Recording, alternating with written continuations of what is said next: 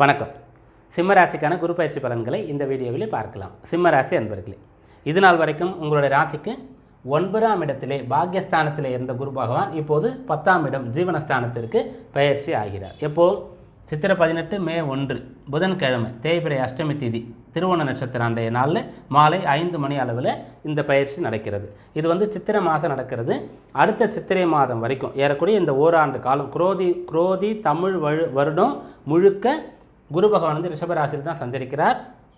இடையில் வக்ரகதி ஆகிறார். அக்டோபர் 15ஆம் தேதி வக்ர ஆரம்பமாகி பிப்ரவரி 11ஆம் தேதி வக்ர நிவர்த்தி அடைகிறார். அதே ராசியிலே தான் அவர் வக்ர கதியாகி வக்ர நிவர்த்தி அடைகிறார். அப்போது இந்த ஒரு வருஷம் காலம் முழுக்க ரிஷபராசியில் குரு பகவான் இருக்கார். இது குரு பகவான் எப்போ பயிற்சி ஆகிறார், வக்ரகதி காலம் என்ன, எவ்வளோ காலம் இருப்பார் அப்படின்ற விஷயம்.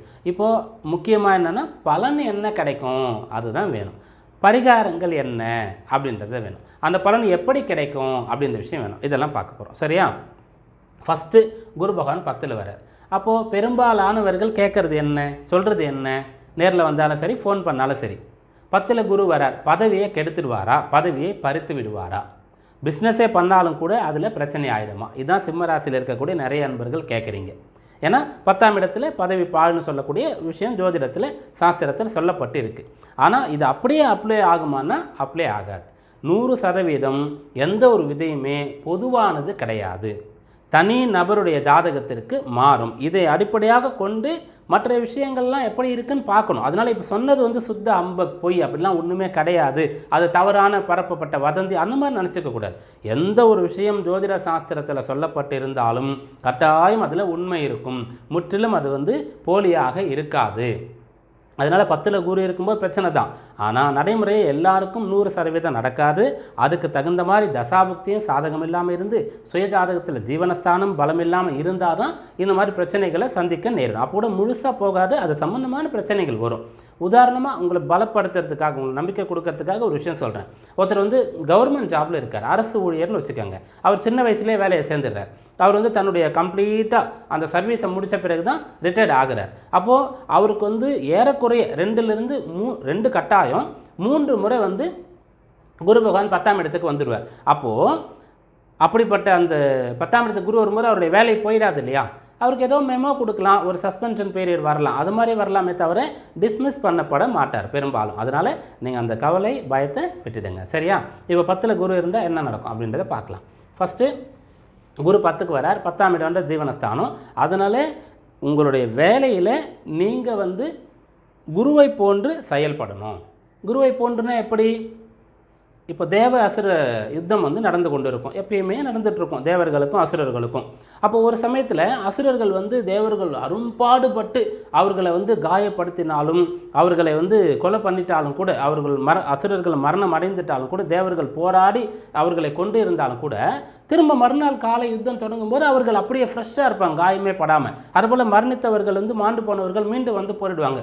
என்னப்பா இது பிரச்சனையாக இருக்குது, எப்படி இவங்க வந்தாங்க அப்படின்னும் போது அசுர குருவாக இருக்கக்கூடிய சுக்கராச்சாரியார் ஒரு மிருத சஞ்சீவின் என்ற ஒரு மூலிகை, அந்த மந்திரம் மூலமாக இவர்களை அந்த உயிர் பிழைக்க வைத்து கொண்டே இருக்காருன்னு தெரிஞ்சிடும். அப்போ இதே போல் போயிட்டு இருந்தால் நம்மளால் இவங்களை வெல்லவே முடியாது அப்படின்னு சொல்லி இந்த அசுர குருவான சுக்கராச்சாரியார்கிட்ட யாராவது ஒருத்தர் போய் அந்த மந்திரத்தை கற்றுக்கொண்டு வரணும், அப்போ தான் நம்ம வெல்ல முடியும் அப்படின்ற ஒரு விஷயத்த முடிவு பண்ணுறாங்க. பூனைக்கு மணி கட்டுறது யார்? எந்த எலி போய் கட்டும்?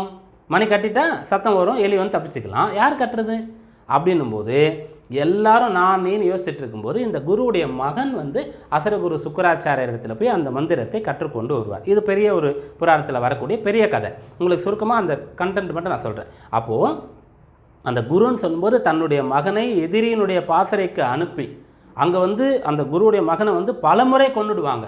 அவர் உயிர் பெற்று எழுந்து வருவார். அவர் உயிருக்கே ஆபத்து இருக்குன்னு கூட தெரிஞ்சு அனுப்பி வைக்கிறார். அதுபோல் நம்ம உயிர் ஆபத்து அளவுக்குலாம் போக வேண்டாம்.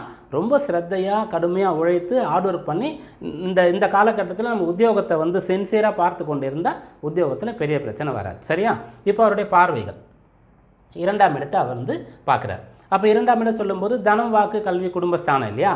அந்த இடத்த குரு பார்க்கறதுனால நீங்கள் நல்ல பேசுவதற்கு முன்பாக யோசித்து நிதானித்து சிந்தித்து நல்ல மூடில் இருக்கும்போது பேசுகிறீங்கன்னா அது உங்களுக்கு பலனை ஏற்படுத்தி கொடுக்கும்.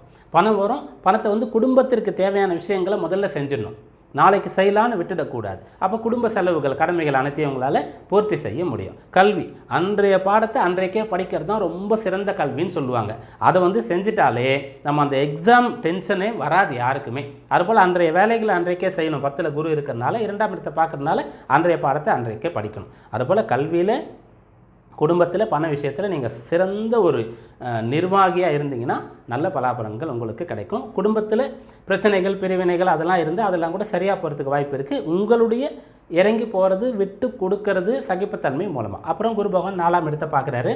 அப்போ உங்களுக்கு வந்து 4ஆம் இடம் சொல்லும்போது இப்போ ஆரம்ப கல்வி 2ஆம் இடம், அப்புறம் கொஞ்சம் உயர்கல்வி. அப்போ உயர்கல்வி படிச்சுட்டு இருக்கீங்க. இப்போ வந்து உதாரணத்துக்கு 10th +2 அல்லது வந்து ஒரு யூஜி பண்ணுறவங்க, இவங்க வந்து குரு பகவான் இப்போ 10ல் இருக்காரே சாதகமாக இல்லையே, கண்டக சனி காலம் நடந்து கொண்டு இருக்கிறதே, 2ல் கேதுவும் 8ஆம் இடத்துல ராகுவும் இருக்காரே, பிள்ளைகள் படிப்பாங்களா, தேர்வு பெற்றுடுவாங்களா, தேர்ச்சி பெற்றுடுவாங்களா அப்படின்ற பயத்தெல்லாம் இருப்பீங்க. பிள்ளைகளுக்கே கொஞ்சம் கன்ஃபியூஷன்லாம் இருக்கும், சரியாக கான்சன்ட்ரேஷன் பண்ண முடியாத நிலையெல்லாம் இருக்கும். அதெல்லாம் குரு பகவான் வந்து 4ஆம் இடத்தை பார்க்கறதுனால உங்களுக்கு வந்து சரி பண்ணி கொடுப்பார். அதனால் கல்வியில் வந்து நீங்கள் ரொம்ப கவனமாக இருந்து சிரத்தையாக இருந்து சீக்கிரமாக எழுந்து படித்து பாடுபட்டிங்கன்னா நல்ல பலன் உங்களுக்கு கிடச்சிரும். அப்புறம் குரு பகவான் வந்து 4ஆம் இடத்தை பார்த்து கொண்டிருக்கார். 7ஆம் இடத்துல கண்டக சனி நடந்து கொண்டு இருக்கிறது. 2/8 கேது ராகு இருக்காங்க. அதனால் மனை வீடு போன்ற உங்களுடைய சொத்துக்கள் விஷயங்களில் கவனமாக இருந்துங்க. மனை வாங்கி போட்டு ரொம்ப நாள் ஆயிடுச்சு, போய் பார்த்துட்டு வாங்க. ஒரு பென்சிங் போடணும் அந்த மாதிரியான ஒரு விஷயம் அங்கே இருக்குது, ஆக்கிரமிப்பு நடக்கிறதுக்கு வாய்ப்பு இருக்குன்னா அதை போய் பார்த்துட்டு வாங்க. அதெல்லாம் சொல்லி பயமுறுத்தலை, ஜஸ்ட் வந்து நீங்கள் கவனமாக இருந்துக்காங்க அப்படின்ற மாதிரி நான் சொல்கிறேன். அப்புறம் ஒழுக்கமாக இருக்கணும். 4ஆம் இடம் சுகஸ்தானம் சொல்கிறது, அது விருச்சிக ராசி, அது நீர் ராசியாக இருக்குது. அந்த இடத்துல சந்திரன் நீச்சமாவார், அந்த இடத்துல செவ்வாய் வந்து ஆட்சி பெறுவார். அப்போ வந்து பயம் போயிடும், கெட்ட பழக்கத்தின் மேலே அதிக ஈடுபாடு வரும். அதுபோல் இருக்கக்கூடியவங்க இப்போ ரொம்ப கவனமாக இருந்து கட்டுப்பாடாக இருந்து குரு அந்த இடத்த பார்க்குறாரு, நம்ம இதை செய்யும்போது பெரிய பிரச்சனை ஆகும், இதை வந்து தவிர்க்கணும் அப்படின்ற மாதிரி இருங்க, உங்களுக்கு வந்து நல்லது நடக்கும்.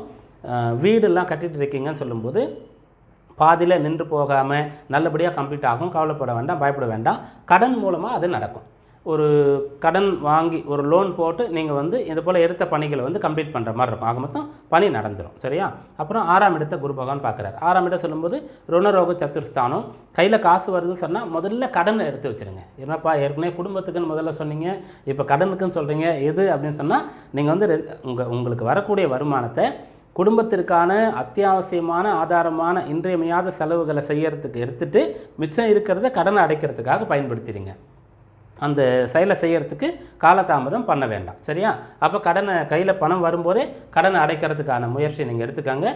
உடம்பு வந்து வருமுன் காப்பான அறிவாலையும் சொல்லுவாங்க இல்லையா, அதை போல் ஆரோக்கியமாக வச்சுக்கிறதுக்காக பயிற்சிகள் பண்ணுங்கள். உணவு கட்டுப்பாடு கொண்டு இருங்க. மருத்துவத்தையே முழுக்க முழுக்க நம்பாமல் வீட்டு வைத்தியம் பயிற்சிகள் போன்ற விஷயங்களில் கவனம் செலுத்துங்க. பெருசாக ஹெல்த் இஷ்யூஸ் வராது. சரியா?